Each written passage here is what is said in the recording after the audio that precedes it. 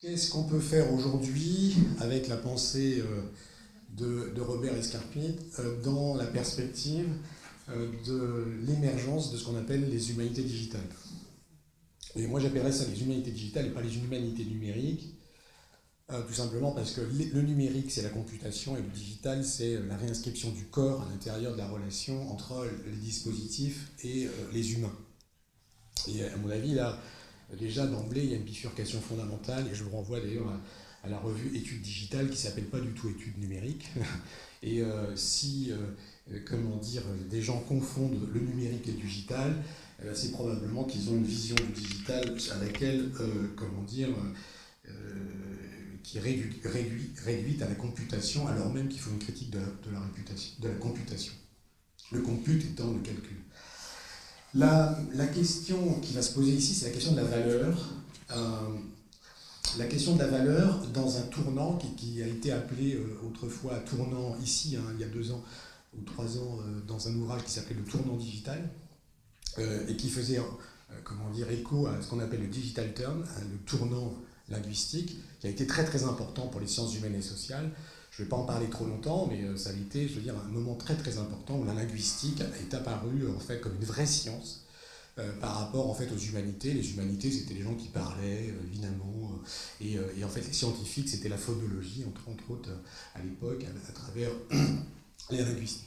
Et je dirais 2 3 choses sur le problème de la valeur, en fait, c'est si on veut aujourd'hui envisager une transvaluation, autrement dit une question de la redéfinition des valeurs et des échelles de valeurs, dans tous les plans juridiques, politiques, et ça ne va pas être du tout mon propos aujourd'hui, ça veut dire qu'il faut se reposer la question de la valeur.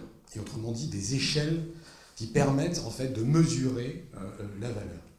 Et il se trouve en fait qu'en linguistique, chez quelqu'un qui est très très important, qui s'appelle Saussure, il y a une théorie de la valeur, qui s'appelle la théorie de la valeur différentielle. Alors sur laquelle je ne vais pas m'étendre, mais qui est très très importante, parce que si on comprend la théorie de la valeur comme différence chez Saussure, on voit ce que c'est que toutes les philosophies de la différence, depuis Derrida, différence avec un A, jusqu'à Deleuze et compagnie, et évidemment aussi, il y a aussi Foucault, dont on parlait tout à l'heure. Donc l'idée c'est que si sérieusement on se pose la question de la valeur, en fait il faut faire un détour par la proposition que nous fait Escarpit au détour de son livre de 81 qui s'appelle Théorie de l'information et pratique politique. Je ne vais pas parler de politique. François en a parlé hier dans son intervention. Et donc l'idée c'est de voir qu'est-ce qui fait que Escarpit a une intuition dans l'introduction de cet ouvrage en nous présentant en fait une théorie de la valeur informationnelle qui est une relecture, évidemment, et une relecture très très singulière de quoi? Eh bien, de la cybernétique. Et là, on va essayer de tirer le fil. Qu'est-ce qu'il nous dit de cette valeur informationnelle? Attends, je reviens sur le premier point. Et effectivement, pour essayer de penser le phénomène des masses médias, c'est-à-dire en fait la sortie de la littérature pour aller vers, comment dire, la théorie générale de l'information et de la communication. Et ce qui lui permet de sortir, l'hypothèse qu'on peut faire, c'est évidemment la rédaction du livre où Nicole Robin nous a dit que c'était très très dur pour lui, la théorie générale, parce qu'il voit bien il sent bien que en fait le marxisme est insuffisant. La question de fond, c'est que le marxisme est insuffisant, alors qu'il se déclare même marxiste à l'intérieur de cet ouvrage de 81, tout simplement parce que évidemment il y a quelque chose qui va être un nouveau paradigme qui montre, qui est celui en fait de la question de l'entropie et de la négantropie. Autrement dit, de l'importance de la thermodynamique, et qui va être à l'origine elle-même, à partir de Clausius, de Walt Boltzmann, et en fait de Shannon, et donc ça veut dire d'une vision physique de l'univers, qui va, d'une certaine manière, apporter par la suite le concept d'information. Autrement dit, l'hypothèse du marxisme comme domination, comme lutte des classes, comme messianisme, etc., en fait, d'une certaine façon, est invalidée parce que simplement le marxisme il fonctionne sur un physicalisme newtonien, en fait. Grosso modo, c'est un rapport de classe, c'est un rapport de force. Vous voyez ce que je veux dire, c'est les forces contraires, il faut dire Newton. Donc ça veut dire que si on rentre dans un paradigme où la physique, c'est une physique de thermodynamique, eh bien en fait, la vision du monde change. Et c'est pour ça que dans un ouvrage, je suis un peu long en introduction, mais c'est vraiment, il faut planter le décor, dans cet ouvrage, en fait, il il parle dans 20 pages d'un texte qui est à mon avis très très difficile, mais très, très puissant, à mon avis, qu'il faudrait commenter ligne par ligne, on n'a pas le temps de le faire, de l'information et du cosmos. Autrement dit, du cosmos au sens de la physicalité de l'univers. Et donc le changement de paradigme, c'est que les théories de l'information renvoient évidemment à la question de la cybernétique et de l'entropie. Alors qu'est-ce que ça veut dire l'entropie? Très simplement, c'est que tout s'organise à partir de l'ordre et du désordre. Et c'est à partir de l'entropie qui produit du désordre, tout système tendanciellement s'organise vers une destruction de lui-même, en consommant de l'énergie, mais en fait, il y a de l'information qui va d'une certaine manière produire de la complexité à travers cette tendance à la destruction de soi, ce qui va s'appeler la vie, en fait, d'une certaine manière. Donc ça suppose une philosophie de la vie, une conception de la vie. Et ce qui n'est pas du tout, en fait, comment dire, réductible dans un marxisme vulgaire, en fait, et je ne dis pas ça contre Marx, évidemment, mais contre, en fait, le marxisme comme maladie, hein, Marx disant lui-même qu'il n'est pas marxiste, etc., etc., etc. Deuxième point de mon exposé, c'est que à partir de ce qu'avance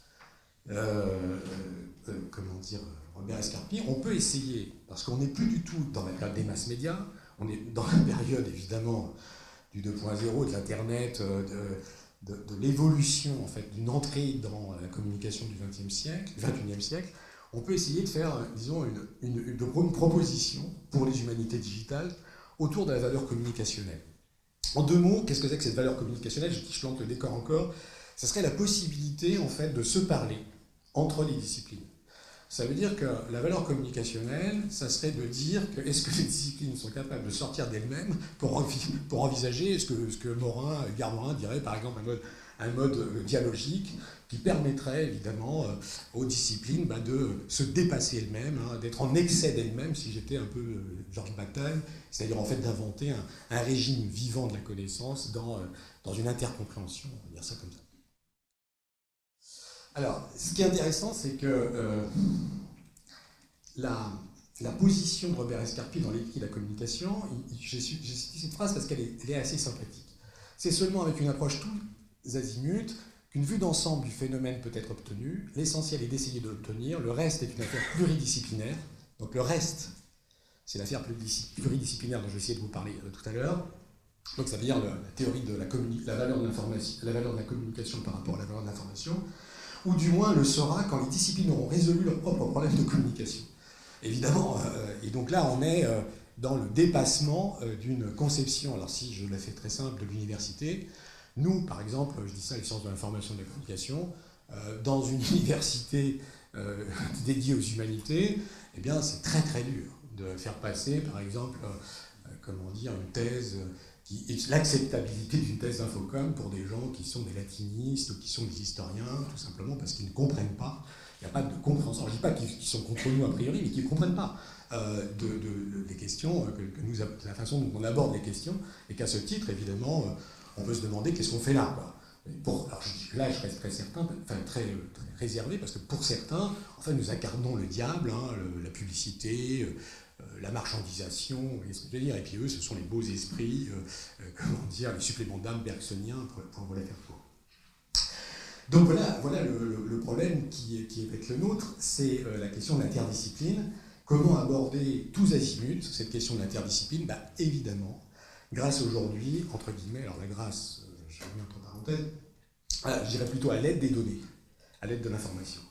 Parce que l'information, en fait, elle va être transversale, comme est transversale l'écriture. Et d'une certaine façon, on pourra dire que le projet qui nous anime ici, nous, c'est dans la reprise d'une problématique qui avait été celle d'ailleurs d'Escarpit et d'Estival, c'est de redéfinir une science qui va être la science, on peut passer au suivant, qui va être la science en fait de l'écriture.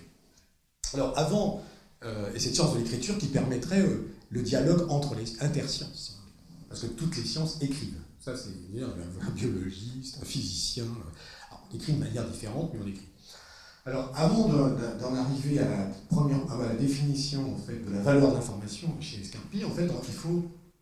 Qu'est-ce qu'il nous dit de la théorie de l'information? Comment il va mouliner, entre guillemets, la théorie de l'information à travers un processus qui sera lié à 5 critères. Et là, je reprends les 5 critères qui sont exposés dans l'introduction de l'ouvrage de 81.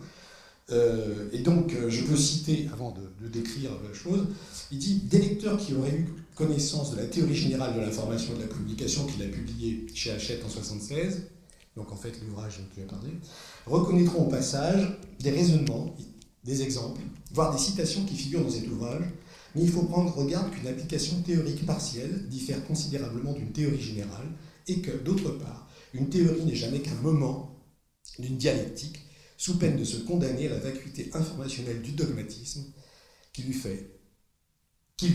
évoluer continuellement. » Alors là, ce passage est tout à fait intéressant parce qu'il est en train de nous dire une chose, que l'ouvrage de 81, ce n'est pas une théorie générale, c'est une théorie plus spécifique appliquée en fait au champ politique. Parce que ça s'appelle théorie de l'information et pratique politique. Lui-même étant engagé politiquement. Et en fait, on s'aperçoit que dans l'introduction de ce texte, eh bien, il va aller au-delà de sa théorie générale, c'est-à-dire qu'il va réviser sa théorie générale, il va réviser les fondamentaux de la théorie générale. On est en 81, on n'est plus en 76, et là, en fait, il y a des hypothèses qui sont tout à fait nouvelles qui apparaissent. Quelles sont ces hypothèses? Les voici. Il y a de l'information, pour qu'il y ait de l'information, il y a de l'observation. C'est donc, évidemment, le statut de l'observateur humain dont tu parlais tout à l'heure. Il conserve l'irréductibilité de l'observation, qui est une vieille tradition d'ailleurs occidentale, être c'est percevoir. Dans tout système, eh bien, en fait, il y a un sujet percevant. Présence d'un observateur rationnel inclus dans le réseau. La grande difficulté aujourd'hui, c'est qu'il va falloir se débarrasser de ça, tout simplement parce que, entre guillemets, oui, d'un observateur rationnel inclus dans le réseau, depuis le perceptron, c'est qu'on peut avoir des observateurs qui soient non humains. À partir du moment où on est capable d'avoir des dispositifs de perception non humaine, évidemment, le statut de l'humain pose la question, évidemment, de notre destin collectif. Deuxième point, il y a une perception des événements, le prisme de l'événement. Alors, c'est la question aussi de ce matin qui a été soulevée par Pascal. Événement-document. On revient sur la question événement-document. La captation des variations sous forme d'unités discrètes. Ce qui est intéressant, c'est qu'en fait, un événement est toujours capté sous forme d'unité discrète. Et c'est cette discrétisation. Alors la discrétisation, c'est très simple. C'est que quand vous parlez en langage, alphabétique, romain, on va dire ça comme ça, vous vous posez pas la question en fait d'encoder un A quand vous dites accompagnement, ni en fait les lettres qui suivent le mot accompagnement. C'est-à-dire que l'unité nominale du mot en fait c'est fait d'une discrétisation qui est basée sur des lettres. L'alphabet en fait c'est les unités de base du langage, truc basique.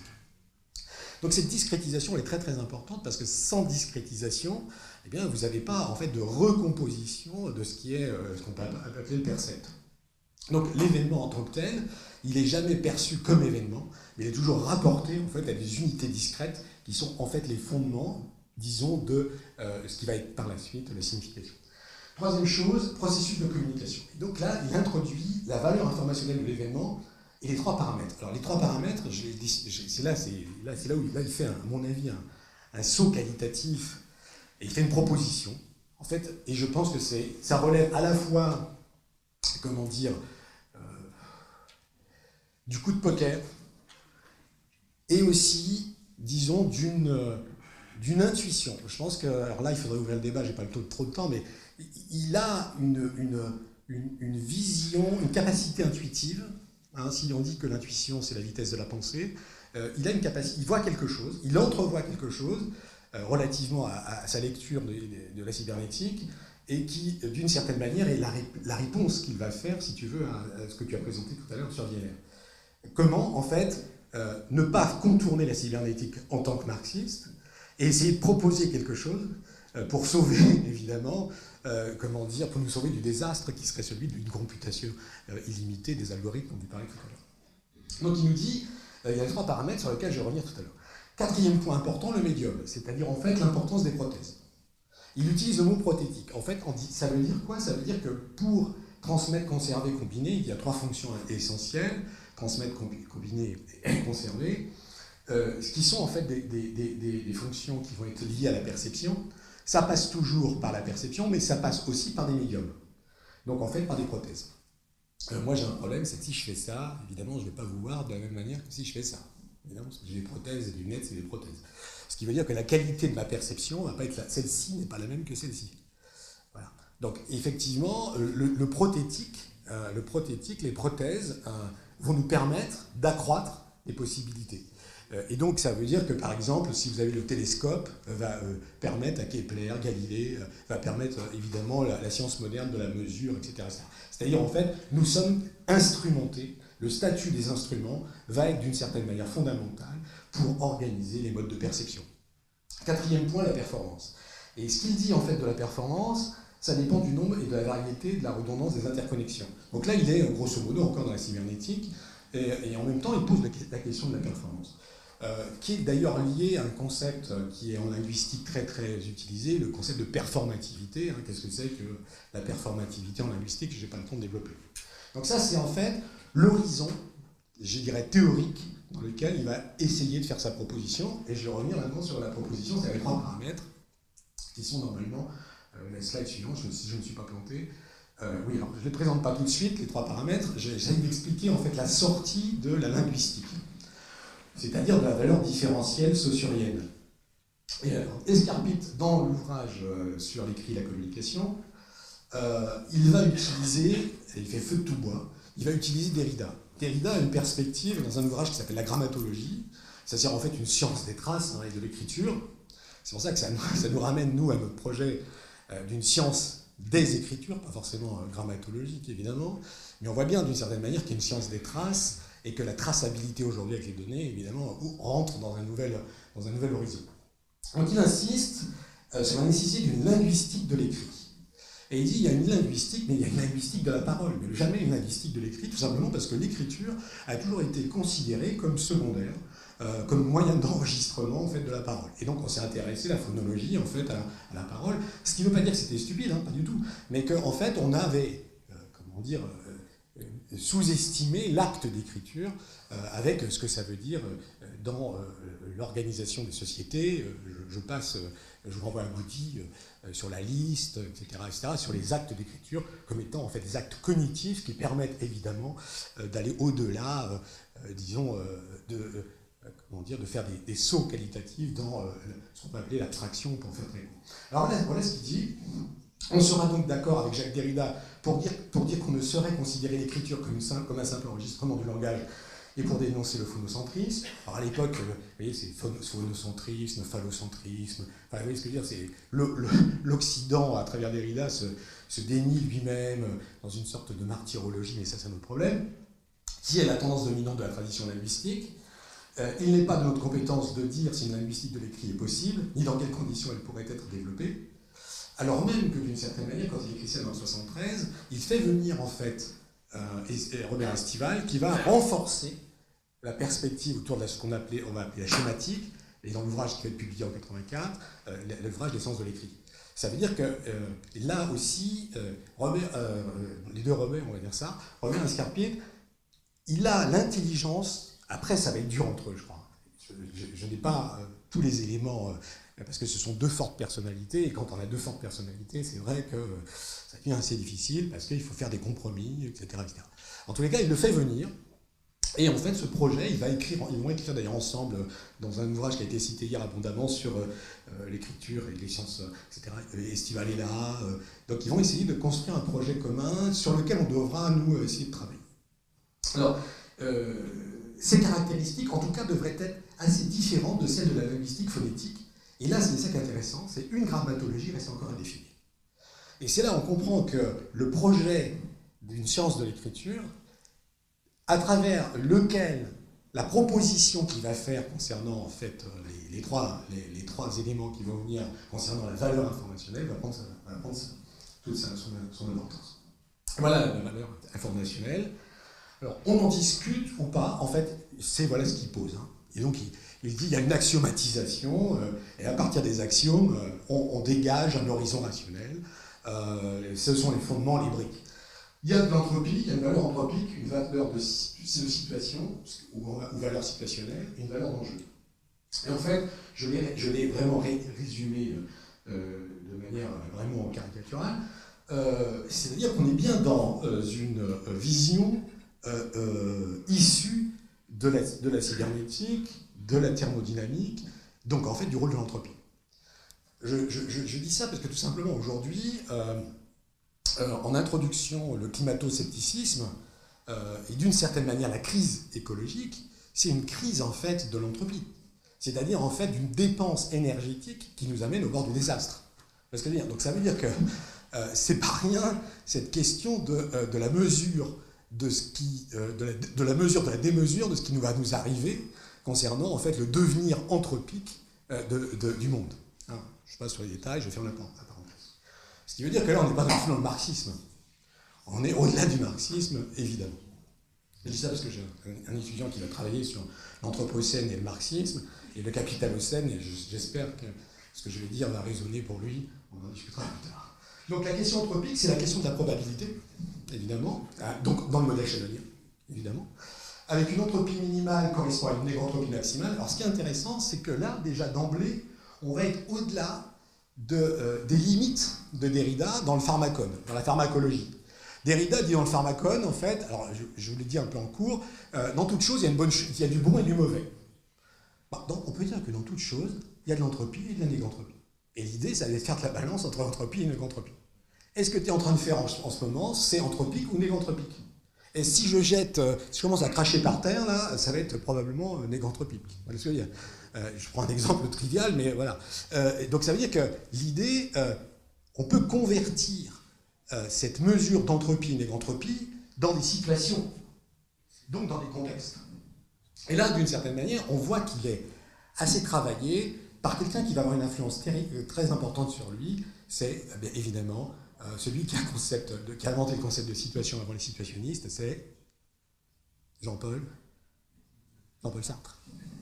Situation 1, situation 2, situation 3. Et il le dit lui-même très souvent, il est hanté par une figure sartrienne.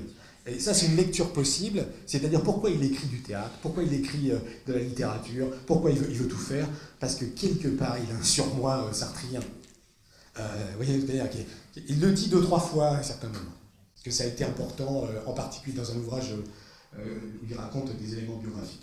Donc la situation, ça va être la pertinence ou l'impertinence par rapport en fait à la mesure. Et ensuite, la valeur d'enjeu, c'est les effets. Donc en fait, ce qu'on pourrait appeler les conséquences.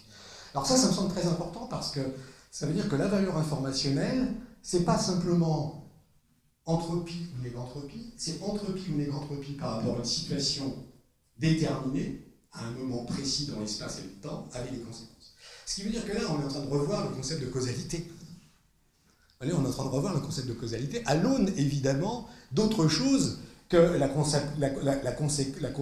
causalité simple, qui avait fait exploser d'ailleurs, Bachelard, dans un ouvrage sur les obstacles épistémologiques, Donc là, on a quelque chose de très très important pour nous. Si on peut passer au concept, suivant.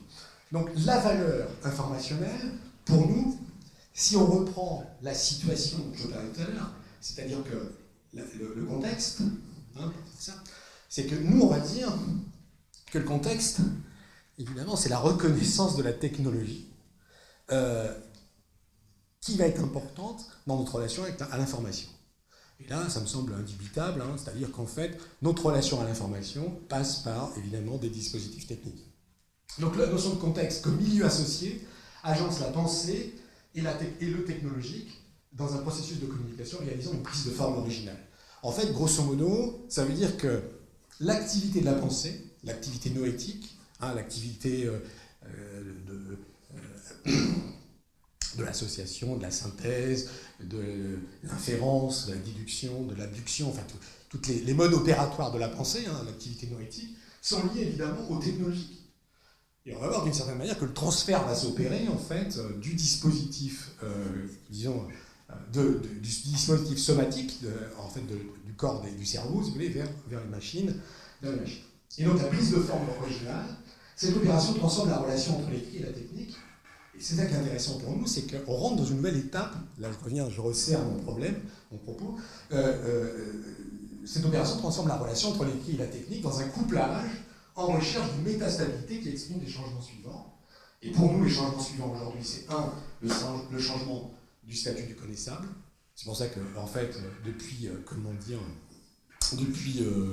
quelques années déjà, l'Europe se définit comme société de la connaissance. Ce qui veut dire qu'en fait, l'enjeu fondamental du développement économique, c'est la connaissance. Hein, au moins, c'est les accords. Ce qui veut dire que ça va impacter nos universités, parce que le rôle de la connaissance va être central dans le processus même, en fait, de l'échange économique, de la structuration de la valeur, etc. Ce qui implique évidemment la transformation des technologies intellectuelles. La dernière grande technologie intellectuelle, c'est l'écriture, l'imprimerie, après l'écriture.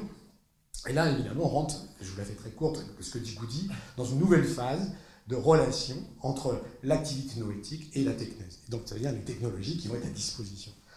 Et là, ce matin, tout l'exposé de Lucie, c'est d'essayer de fabriquer, en fait, ce couplage entre de nouveaux dispositifs technologiques en relation avec l'activité noétique de lecture, pour essayer de rendre, évidemment, les gens plus intelligents plutôt que moins intelligents, c'est-à-dire, en fait, réduits à 140 caractères ou à un shoot'em up dans un jeu vidéo. C'est-à-dire qu'en fait, l'activité anthropique ou néganthropique, ça ouvre la sphère du cognitif ou ça diminue la sphère du cognitif. Ce qu'on peut dire aujourd'hui, c'est que grosso modo, l'arc sensorimoteur est de plus en plus sollicité par les GAFAM, c'est-à-dire en fait par stimuli-réponse plutôt que par une ouverture, disons, vers des abstractions qui relèvent évidemment de l'activité cognitive. Donc la valeur citationnelle, en rapprochant la pensée de technologie, permet de prendre conscience des dangers d'une emprise technique dans le formatage de l'activité cognitive par la numératie. Alors ça veut dire quoi? Ça veut dire que si les formats sont très importants, c'est ce que je disais ce matin, le formatage de l'esprit est aussi important parce qu'il est la résultante de la mise en œuvre des formats dans la relation entre l'activité noétique de la pensée et l'activité de la technologie, c'est-à-dire les modes opératoires de la technologie. Alors la numératie, c'est important, parce que la numératie, c'est l'autre nom de la computation. C'est pour ça que moi, je n'utilise pas le terme, computation numérique, parce que numérique, ça veut dire calcul. Et donc, ça veut dire que là encore, on commence à comprendre la division entre le digital, qui vient du doigt, et le digital, en fait, à partir du doigt, c'est comme quand j'étais petit, tu ne montes pas du doigt, parce que ça veut dire que quand vous allez réfléchir sur l'indexation, ça vient quelque part de la main. C'est-à-dire, en fait, c'est la désignation.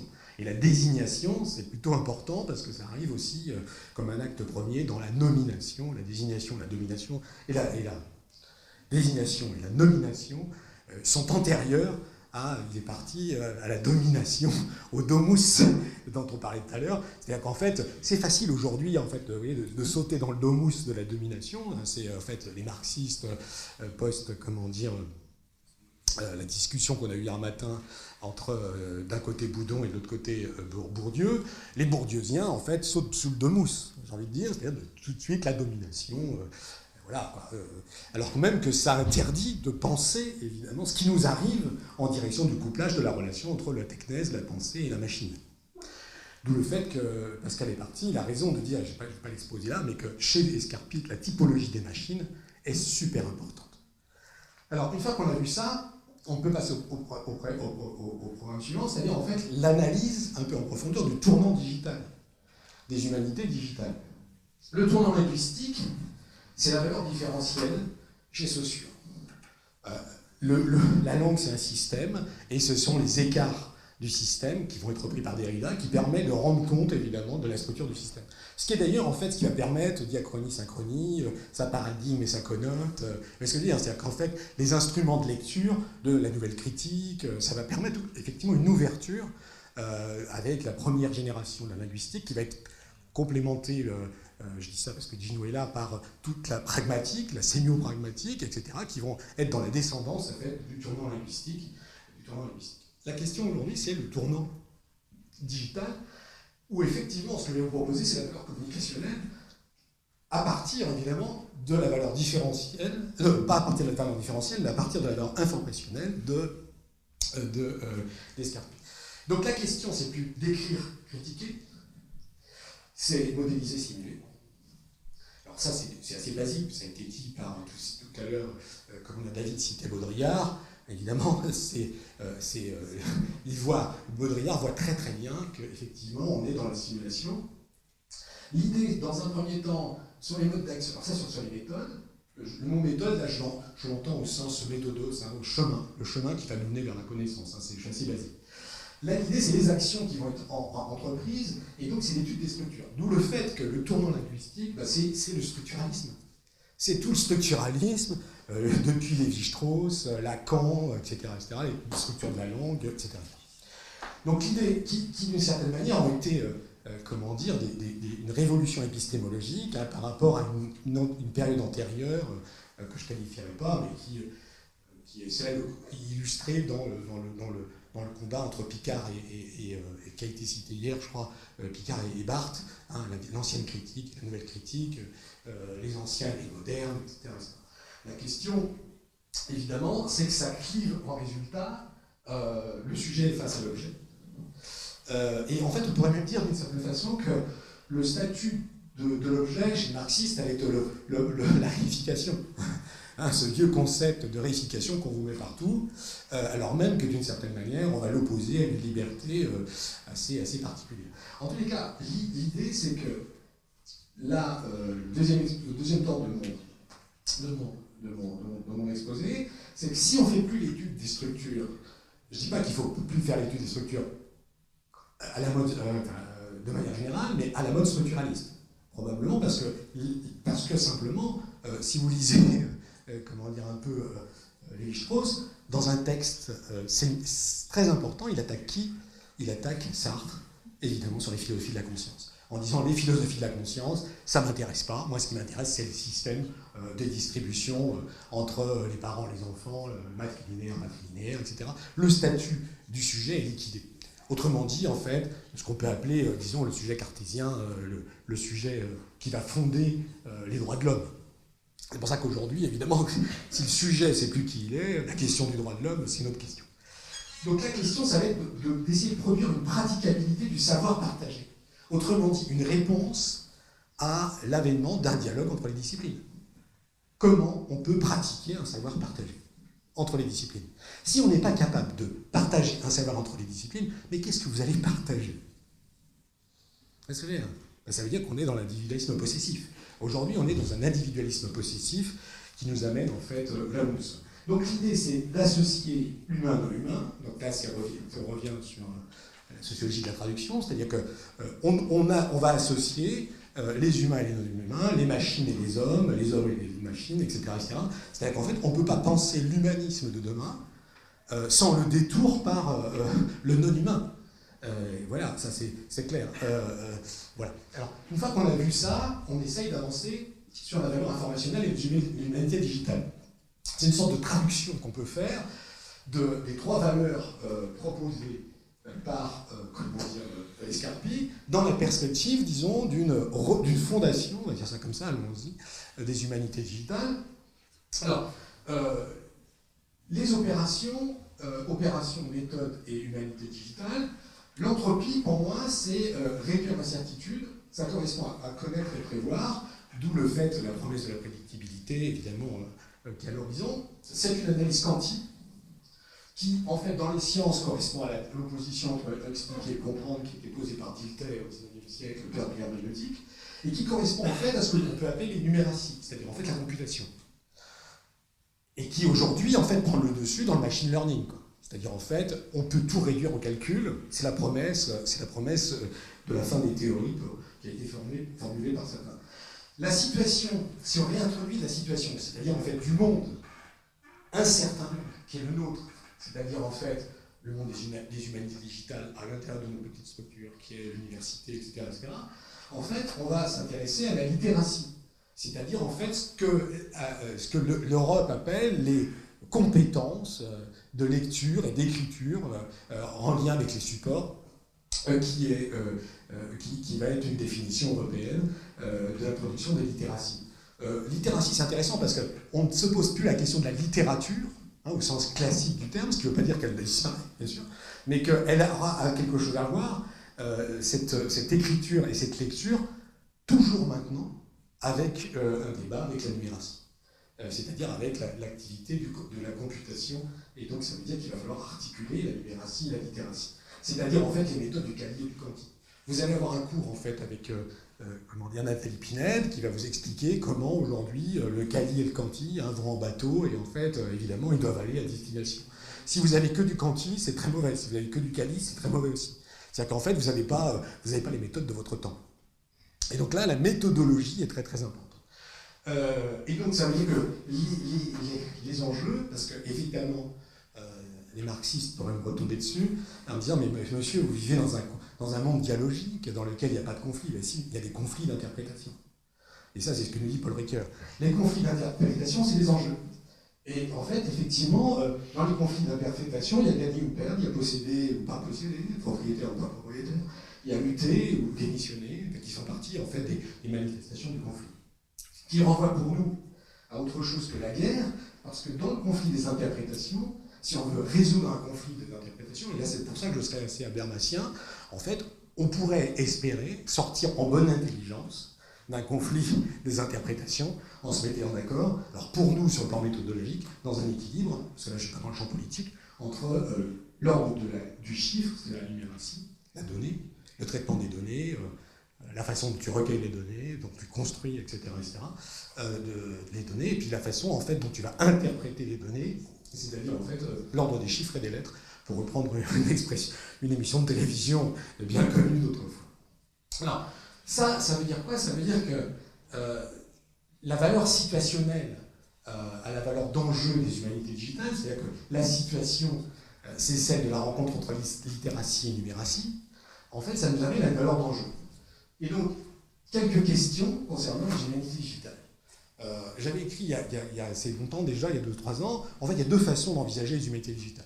Soit je l'envisage à la vieille manière, c'est-à-dire en fait, j'ai une discipline et je me pose la question, qu'est-ce que fait la numératie à ma discipline? Autrement dit, j'ai un corpus, j'ai fouillé dans mon corpus et puis j'ai essayé d'en tirer quelques éléments. Ça serait, j'appellerais, et c'est tout à fait intéressant, c'est une approche, que j'appellerais restreinte des humanités digitales. Et à côté de ça, on aurait une approche globale des humanités digitales, et c'est dans la perspective, non pas d'une approche restreinte des humanités digitales, mais globale, autrement dit du dialogue entre les disciplines, qu'on peut se poser les questions suivantes. Les humanités digitales peuvent-elles se contenter d'opérer un retour aux humanités classiques? La réponse, évidemment, pour moi, non. C'est la mort des humanités classiques. Alors c'est vrai qu'il y en a qui disent « après moi le déluge ». Là, l'idée, ça veut dire qu'aujourd'hui, on a à sauver les humanités classiques du désastre des ruines du grec et du latin, évidemment.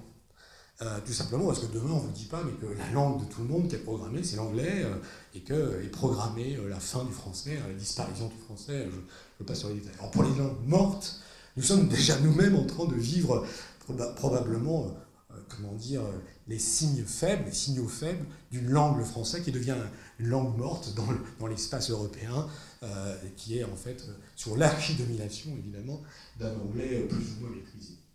Deuxième point, comment aborder le nouveau milieu pour placer les humanités dans un contexte de mutation de l'épistémie et des sciences humaines? C'est ça la question. Et là, à mon avis, les SIC, les sciences de l'information et de la communication, peuvent dire quelque chose. On est en position, tout simplement, parce que quand, tout à l'heure, Escarpit dit « il faut tous azimuts », c'est-à-dire, en fait, méthodologiquement, les sciences humaines ont toujours été, enfin, les SIC, les sciences de l'information, ont toujours été, en fait, une sorte de carrefour. Et que cette position, qui a été souvent à l'origine de notre faiblesse, aujourd'hui, on peut se servir de notre faiblesse pour en faire un levier. Le levier, ça veut dire quoi? Ça veut dire d'être dans l'attention précise à l'importance que l'on doit donner aux données. Vous voyez ce que je veux dire? C'est pas un jeu de mots. C'est-à-dire que les data, nous sommes en fait les sciences de l'information et de la communication. Si on a information, il va falloir le relier à la communication. C'est pour ça que tout à l'heure, je vous proposerai une valeur communicationnelle basée sur la valeur informationnelle d'Escarpit, en faisant évidemment un saut et dans l'affiliation, en construisant une filiation. Troisième point, évidemment, les humanités digitales dans la perspective technologique et anthropologique ouvrent-elles une nouvelle place pour les sciences humaines et sociales dans la société? Autrement dit, on peut reposer la question que posait Kant à la fin de sa vie dans un ouvrage qui s'appelle « L'anthropologie vue d'un point de vue pragmatique ». Et ça veut dire que chez Kant, vous avez déjà Austin. Kant dire c'est faire. Sauf que chez Kant, en fait, c'est à la fin de sa vie. Il dit, mais l'anthropologie, c'est l'époque où on commence à découvrir les gens qui habitent, disons, en Afrique ou ailleurs, qui sont dans des civilisations dites aujourd'hui première, mais à l'époque primitive, on se pose la question anthropologique, la question d'une anthropologie. En fait, d'une définition de l'homme qui va être nécessaire aux sciences humaines. C'est-à-dire, je vous rappelle que la définition des sciences humaines, l'anthropologie, c'est une question du 18e, les sciences humaines proprement dites vont arriver au 19e. À la fin du 19e, la sociologie, 1892-95, ici à Bordeaux. L'idée, alors, dernier point, comment organiser, alors, si on répond, disons, à ces questions-là, dernière question, comment organiser une rencontre du signe et du code avec l'avènement d'une connaissance distribuée. La connaissance distribuée, c'est la connaissance en réseau. L'agencement du signe, c'est la sémiotique, hein, toutes les disciplines persiennes, etc. Et du code, c'est-à-dire en fait le code des formats informatiques. Et là, Gilbert Autois nous dit des choses sur cette affaire-là. Donc voilà un certain nombre de questions. Alors pour répondre à ces questions-là, on essaye de faire un programme. Alors quand je dis un programme, ça veut dire au sens de l'akatos. Nous avons un programme fort à essayer qui va essayer de répondre à des questions. On n'est pas dans des théories de moyenne portée. L'idée, et c'est là que c'est fort en fait, je dis pas ça parce que en fait, ça serait bien d'être plutôt fort que faible, c'est pas ça le problème. C'est que est-ce qu'on reste dans une théorie de moyenne portée où en fait on n'explique rien, ou est-ce qu'effectivement on revoit les fondamentaux et on essaie d'expliquer quelque chose du point de vue d'un renouvellement paradigmatique. C'est ça la question. Et donc ça veut dire que les cycles, la relation entre première, la question que Grégory posait tout à l'heure, c'est-à-dire en fait, un des éléments de réponse, c'est qu'entre la première génération, Escarpi, Estival, Abraham Moll, etc., et la deuxième génération, ce qu'ont déclaré les gens de la deuxième génération, pas de théorie générale, que des théories faibles. Donc c'est le passage de l'école de l'école de Bordeaux à l'école de Grenoble, si je vous la fais très courte. Je dis ça parce qu'il y a des collègues ici qui, à Paris 13, disons, il y a une prégnance de l'école de Grenoble. Voilà. Et ce qui n'est pas du tout une critique de ma part, hein. Je veux dire, c'est pas du tout une critique, c'est voilà, le renouvellement d'une question fondamentale sur la nature des paradigmes qui nous aident. Donc première condition, alors là les conditions, au sens kantien, c'est les conditions de possibilité en fait de ce programme. Première condition, c'est ouvrir la rationalité descriptive du document à une logique de l'usage socialisé des inscriptions par et dans les disciplines. Ça veut dire qu'il va falloir faire dialoguer les disciplines. Et donc c'est un peu le travail des disciplines, l'archivistique, avec la sémiotique, par exemple, dont parlait ce matin Georges, c'est-à-dire en fait, en tant qu'archiviste, c'est intéressant d'avoir un dialogue avec les gens qui viennent de la sémiotique. C'est aussi intéressant d'avoir un dialogue avec des gens qui sont les informaticiens, parce qu'eux, ils vont pouvoir coder, et que nous, on ne sait pas forcément le faire, etc., etc. Et que là, évidemment, on va commencer à comprendre le dialogue interdisciplinaire. Donc, au-delà des ontologies, alors là aussi, je vais faire très très court, parce que le problème des informaticiens, c'est un peu rappe-tout. Vous connaissez ces personnages dans les bandes dessinées, un personnage qui prend tout rapidement, quoi, rappe-tout, et donc les informaticiens, ils rappent tout, hautement. Hein, c'est que, voilà, il y a une... vous voyez, ils ont tendance, en fait, disons, à rapter tout, on va dire ça comme ça. Alors, ils ont rapté le mot ontologie. Ils ont rapté le mot ontologie, ils font des ontologies du domaine. D'ailleurs, si vous voyez de l'intelligence artificielle, ils font des ontologies du domaine. Ils n'ont pas lu une ligne, en fait, de l'ontologie, et de qu'est-ce que c'est qu'un être de l'étang, etc., etc., qui permet, depuis l'horizon grec qui est le nôtre, c'est-à-dire Aristote, de définir une discipline de la science de l'être. Et donc, ce qui est assez marrant, c'est qu'aujourd'hui, les informaticiens ont pris le mot ontologie. Ça veut dire que ce sont eux qui vont définir l'être en tant qu'être. Vous voyez ce que je veux dire? Vous imaginez le rapt. Ça vous montre un peu la grandeur pas de l'arnaque, mais vous voyez ce que je veux dire, de la question, pourquoi tu as été choisi ontologie? Ah, parce que en fait, la description d'un domaine, c'est pour ça que ce qui est très très important, c'est la description du domaine. Donc, l'analyse débouche sur un croisement du logiciel. Alors, face à cette ontologie, il va falloir évidemment essayer de croiser le logiciel et les modes d'existence disciplinaires. Ça veut dire que chaque discipline, eh bien, elle va devoir envisager, entamer un dialogue avec les autres. Ce qui n'est pas simple, hein, ce qui n'est vraiment pas simple. Et il va falloir, évidemment, pour cela, avoir un pot de miel. Donc les disciplines commencent à tourner autour du pot de miel. Ça va s'appeler des corpus. C'est ce qui va être l'attracteur, non pas étrange, mais l'attracteur sur lequel on va se mettre d'accord. Parce que si on n'a pas ces pots de miel, en fait, les disciplines ne vont pas se mettre au boulot. C'est pour ça que les corpus, ça va être la porte d'entrée, en fait. C'est une hypothèse, hein, parce qu'on peut très bien dire, moi, j'y vais pas. Il n'y a pas de pot de miel pour moi. C'est pour ça que les politiques d'État aujourd'hui constituent la mise en corpus des savoirs autour des politiques de données. Ça a été évoqué ce matin. Ça veut dire que ça construit déjà des éléments du dialogue possible. Seconde condition, la seconde condition, c'est, alors l'effet de cette seconde condition, c'est relier le document à une pluralité d'interprétations pour organiser une nouvelle exégèse. Tout à l'heure, Lucie parlait, comment dire, pas d'une exégétique, mais j'ai plus le terme, d'une discipline qui... il y a l'épigraphie, mais c'est pas l'épigraphie, j'ai plus le terme là. La philologie, merci, la philologie. Et donc, évidemment, nous avons à construire une philologie des savoirs partagés.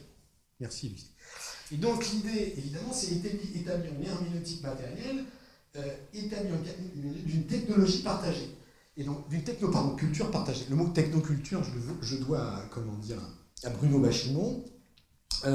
Et donc, l'idée, aujourd'hui, d'ailleurs, je dirais que cette herméneutique, j'en doute de plus en plus. Alors, c'est important, Hermès, parce que le dieu Hermès, c'est le dieu de la communication, hein, vous savez, chez les Grecs.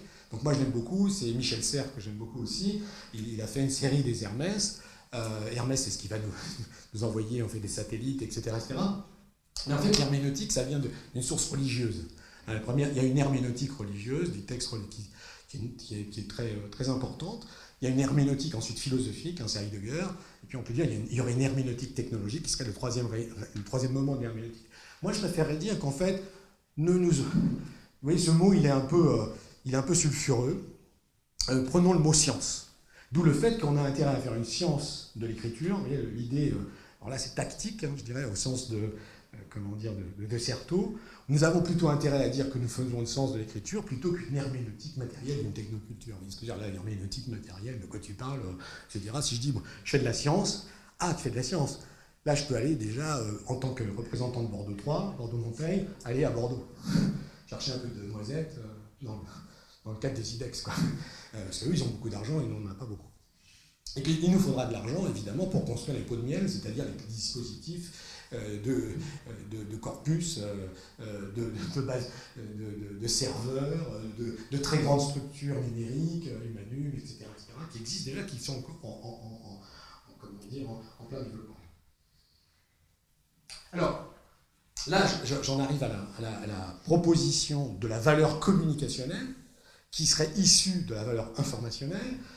Alors, j'introduis un concept que nos amis littéraires connaissent pas, mais dont ils vont comprendre tout de suite l'importance.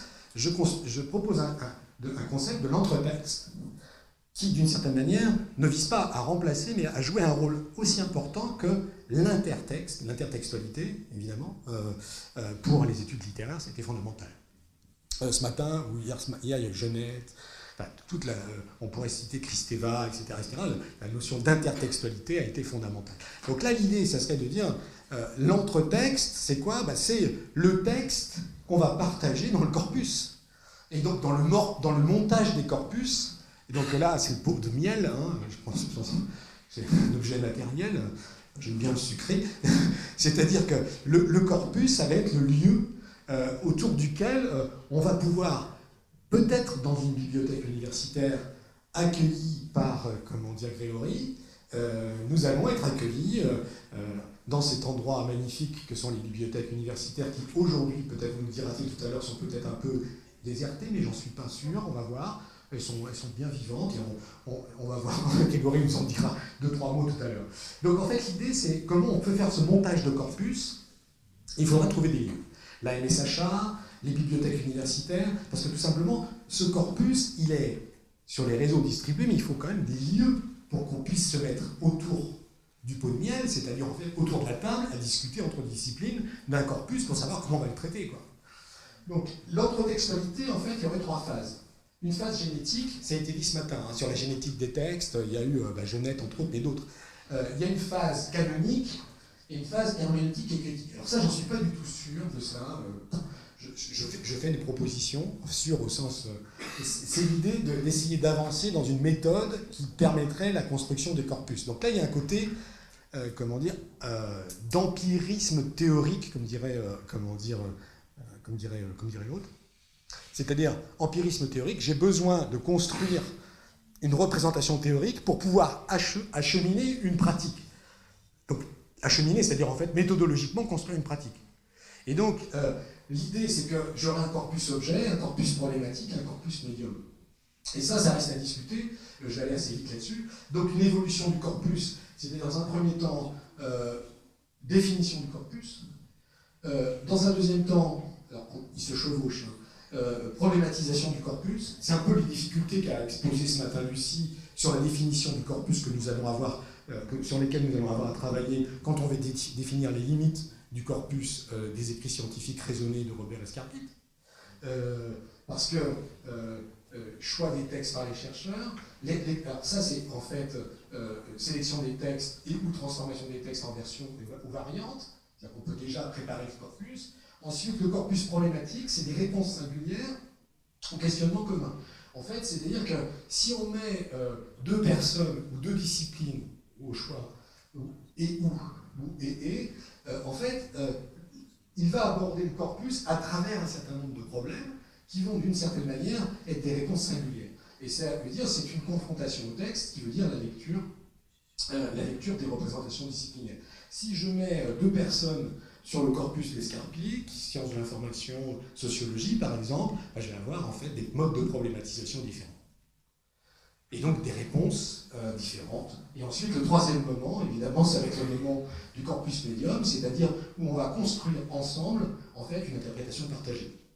Ce qui veut dire qu'en fait, on est en train de construire une interdisciplinarité. J'invente pas grand-chose, je reprends plus ou moins, plutôt, et je m'inspire évidemment à la fois là, plus de Piaget et du structuralisme de Piaget qui a été cité, plutôt que, parce que Piaget avait fait une grande enquête au tournant des années 70 sur la question qui avait été commandée par l'UNESCO, sur la question de l'interdisciplinarité. Il y a un livre là-dessus, qui est d'ailleurs la synthèse de plusieurs milliers de pages. Il s'était vraiment cogné à la difficulté de faire dialoguer les disciplines Piaget, et donc d'une certaine manière là-dessus, il faudrait rendre un hommage à Piaget sur le dialogue interdisciplinaire, c'est évident. Parce que, effectivement, et là c'est un sujet de travail aussi, c'est voir la langue de bois des gens qui, en fait, disent qu'il faut de l'interdisciplinarité, alors même que d'une certaine manière, dès qu'il y a de l'interdisciplinarité, vous êtes en situation d'innovation, et là vous sortez du champ disciplinaire, et là on vous tue. Ce qui d'une certaine manière est arrivé aux sciences de l'information et de la communication par rapport au CNRS. On vous tue, c'est-à-dire on ne vous reconnaît pas. Il n'y a rien à voir, vous ne faites pas partie de chez nous. Et donc aujourd'hui, d'ailleurs, ça va nous coûter très cher. Nous ne sommes pas au CNRS. Il n'y a aucune UMR des sciences de l'information et de la communication. Ce qui veut dire qu'en termes disciplinaires, demain, quand il va y avoir des resserrements, où sommes-nous D'où l'intérêt pour les SIC de dire aujourd'hui, nous sommes là, dans l'organisation, autour des data, de la distribution et du dialogue entre les disciplines, ce qui est une hypothèse. On est presque à la fin. Et l'idée, évidemment, maintenant, c'est la question de la mesure. Est-ce qu'on est capable d'avoir un monde commun, de partager un monde commun au sens de la tour, hein. Qu'est-ce qu'on a en commun au-delà d'un marché, évidemment. Et d'ailleurs, c'est assez drôle, parce que là, c'est un petit jeu de mots, mais c'est que quand on est passé de l'Union européenne, qui a signé la fin du marché commun, dans marché commun, il y avait commun encore. Aujourd'hui, on repose la question des communs, qui est fondamentale. L'Union, en fait, européenne, c'est l'Union fait la force. Hein. Et en fait, pour que l'Union fasse la force, il fallait une armée, parce qu'autrement, vous êtes un nain. Regardez ce qu'on est au niveau européen, si vous n'avez pas d'armée, vous n'existez pas. Quoi. Ça, c'est... Je limite, je circonscris ma question. Alors la question, là, c'est la question de la valeur communicationnelle et l'évaluation des mondes communs. Ça veut dire que l'évaluation, on retrouve le mot valeur dans l'évaluation. C'est-à-dire, en fait, d'une mesure de la valeur. Et donc là, on va peut-être essayer de retrouver les trois valeurs de Robert Escarpit, qui seraient les trois valeurs de l'anthropotextualité, une valeur néganthropique qui serait apportée par la numératie, c'est-à-dire en fait la possibilité d'avoir une approche computationnelle du corpus, dans laquelle je peux interroger le corpus et avoir des informations qui me rendent moins... si par exemple je prends l'exemple des billets du Monde, si je travaille sur un exemplaire d'une sélection de billets du Monde, je ne travaille pas sur les, je ne sais plus, 6 000, combien il y en a, 6 000 ou 20 000 billets du Monde. C'est-à-dire, tu vois ce que je veux dire? C'est-à-dire qu'en fait, là, j'ai la possibilité d'avoir en fait un traitement, comment dire, quantifié des différents thèmes abordés à travers, évidemment, la série complète en fait, des billets du Monde. Ce qui veut dire que ce n'est pas la même chose que si je travaille sur un échantillon. Même si on peut dire que chez Chou, probablement, cet échantillon a été choisi pour être représentatif, mais ce n'est pas du tout la même chose. Donc, c'est la valeur peut-être néganthropique de l'approche cybernétique, c'est-à-dire d'apporter une connaissance, là on n'en avait pas. Si vous avez écouté France Inter ce matin, il y a un truc, c'est qu'ils nous ont dit en sciences sociales et pas cognitives et computationnelles, sciences sociales et computationnelles, 2 chercheurs nous ont montré en fait que l'analyse de 60 millions de tweets nous permet de voir pendant la dernière élection présidentielle comment se sont déplacées les opinions. C'est-à-dire comment un certain nombre de gens qui étaient pour Fillon se sont retrouvés chez Macron, comment d'autres gens ne pouvant pas accepter évidemment le centrisme on se retournait sur Dupont-Aignan à l'intérieur de la droite. Et ça, on a en fait une traçabilité sur 60 millions de tweets. Et donc d'avoir une captation de l'évolution à partir du tweet, évidemment, qui a un vrai aujourd'hui, un vrai médium, à partir duquel on peut prendre le pouls d'une réaction politique dans une campagne très chaude qui est celle, en fait, des élections présidentielles. Valeur situationnelle, c'est l'apport de la littératie, donc des campus problématiques, avoir une stratégie interprétative et une étude des occurrences. Là, on peut produire des occurrences, là, en fait, on fait l'étude des occurrences, et ensuite on peut, d'une certaine manière, mettre en œuvre un corpus médium, une mise en commun des résultats et la création de corrélations. Alors les corrélations, là, ça serait des corrélations qui ne seraient pas des corrélations simplement, computationnelles, mais des corrélations, je dirais plutôt que là, le mot corrélation, il faut l'entendre au sens de l'analogie, de ce que Simondon appelle l'analogie. Au sens d'ailleurs, en fait, qui est un vieux truc que Socrate dit, c'est le démon de l'analogie. Et qu'est-ce que c'est que la pensée? En fait, c'est à un certain moment, c'est le démon de l'analogie, c'est de faire un rapprochement entre des choses qui n'ont pas de rapport. Et qu'en même temps, cette chose qui n'ont pas de rapport, finalement, c'est peut-être une autre façon de qualifier l'intuition. En fait, là, ça serait plutôt la corrélation au sens de l'analogie, qui fait que l'on pourrait discuter des mondes en commun, et donc de construire des mondes en commun. Donc l'idée, c'est que si les SIC, les sciences de l'information, ont quelque chose à dire, c'est l'ouverture anthropologique. Donc il faut nous réveiller de cette formule bien connue du notre sommeil dogmatique. Qu'est-ce que ça veut dire, le sommeil dogmatique? Ça veut dire qu'en fait, on a une réponse toute faite à la réponse en fait contemporaine aujourd'hui. La question contemporaine aujourd'hui, qu'est-ce que c'est qu'un homme? Ou qu'est-ce que c'est qu'un homme au niveau générique, ou qu'une femme? Eh bien, aujourd'hui, je vais vous dire que la réponse, dans les comités d'éthique, c'est pas du tout évident. C'est-à-dire que la question du transhumanisme nous pose bien évidemment la question du déplacement, de la reformulation de qu'est-ce que c'est qu'un homme, ou qu'est-ce que c'est qu'une femme, ou qu'est-ce que c'est que l'humanisme, c'est de manière plus générique. Donc cette question-là, si on la ramène dans notre problématique, c'est-à-dire la problématique de la transdisciplinarité, évidemment c'est du partage des corpus à l'anthropologie du point de vue digital. C'est-à-dire qu'on retrouve le projet kantien, mais on n'est plus dans le Kant de l'anthropologie du point de vue l'anthropologie du point de vue pragmatique. Je rappellerai d'ailleurs s'il y a des Foucaultiens dans la salle, que la deuxième thèse complémentaire de Foucault, c'est la traduction de Kant de l'anthropologie du point de vue pragmatique, et qu'en fait l'idée c'est qu'on voit bien que la question de l'homme est posée par Kant, et qu'aujourd'hui il faut la reprendre dans un autre contexte qui n'est pas du tout celui de Kant, qui est celui évidemment du point de vue digital, c'est-à-dire du point de vue de la rencontre entre littératie et numératie. Donc 2 choses, une culture digitale inventée, et là évidemment on a une figure tutélaire, Robert Escarpi est un inventeur, il nous faut nous placer évidemment dans la continuation de ce travail des pionniers des sciences de l'information et de la communication. C'est un peu, évidemment, le projet le projet fort de notre équipe, ça me semble assez clair, et pour moi, et de plus en plus pour mes collègues, et je dois dire que mes collègues, on s'aide d'une certaine manière dans une intelligence collective en apportant en fait des regards différents et complémentaires sur cette question du digital, qui n'est pas une question simple, parce que ça suppose l'articulation de connaissances diversifiées. Donc une culture digitale inventée, parce que nous ne sommes pas, moi je ne suis pas du tout à la hauteur de Robert Escarpi dans l'immensité de son travail. Car en 2 jours, vous avez vu tout par où il passe. C'est énorme. C'est énorme. Et en même temps, peut-être qu'il y a, comment dire, une déperdition entre guillemets, déperdition, le terme est un peu fort, mais peut-être qu'il a touché à plein de choses avec une maestrie absolue, et qu'en fait, aujourd'hui, il ne reste pas grand-chose de lui. Il ne reste pas grand-chose. Et que notre travail, c'est justement de montrer que c'est un homme peut-être plus du XXIe siècle que du XXe siècle. C'est un homme du XXIe siècle, c'est un homme de l'avenir plutôt qu'un homme du passé. Et en tous les cas, c'est un homme de notre discipline.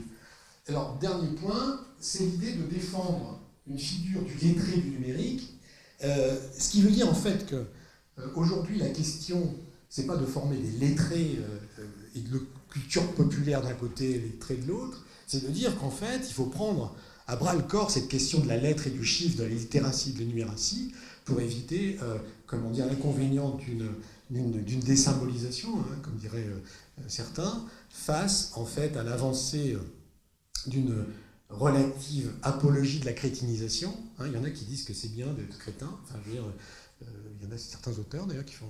Ferrari, ça fait un truc sur la bêtise, l'apologie de la bêtise. Deleuze d'ailleurs a fait aussi l'apologie de la bêtise, ce qui d'une certaine manière est certainement assez problématique quand on pense, comme nous d'ailleurs, je pense à l'université, que ce qui nous anime, c'est normalement un désir de savoir. Merci.